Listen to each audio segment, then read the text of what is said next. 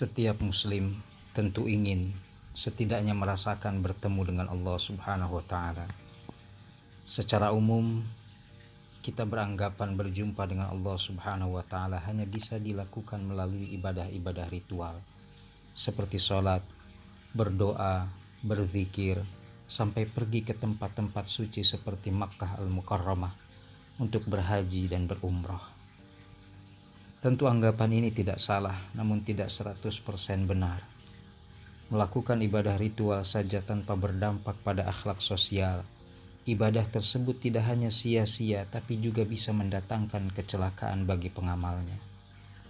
Salat yang tidak melahirkan kepedulian sosial disebut dalam Al-Quran sebagai salat sahun atau lalai, dan pengamalnya digelari sebagai pendusta agama. Salat model begini alih-alih berpahala atau dapat mendekatkan diri kepada Allah Subhanahu wa taala, malah yang ada ancaman kecelakaan. Dalam pandangan Islam, hubungan ibadah ritual dan akhlak sosial bagaikan ruh dan jasad pada diri manusia. Keduanya tidak dapat dipisahkan, satu dengan yang lain saling berkaitan. Jika salah satu dari keduanya tidak ada, namanya bukan lagi manusia.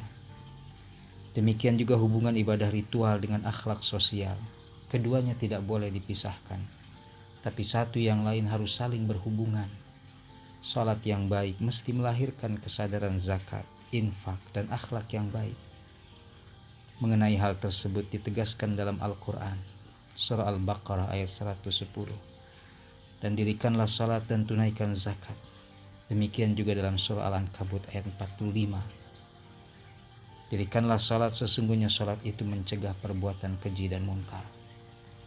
Pandangan Islam seperti tersebut menyadarkan kita bahwa untuk mendekatkan diri kepada Allah Subhanahu wa taala tidak hanya dapat dilakukan melalui sholat, doa, zikir, atau ibadah ritual lainnya, tapi juga melalui khidmah atau melayani, membantu terhadap sesama manusia.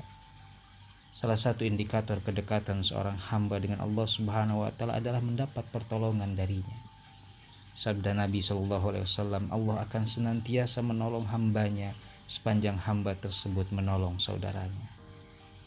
Bahkan di dalam sebuah hadis qudsi disebutkan bahwa membantu sesama manusia tidak hanya dapat mendekatkan diri kepada Allah, tapi sekaligus sebagai upaya bertemu dengan Allah Subhanahu wa taala.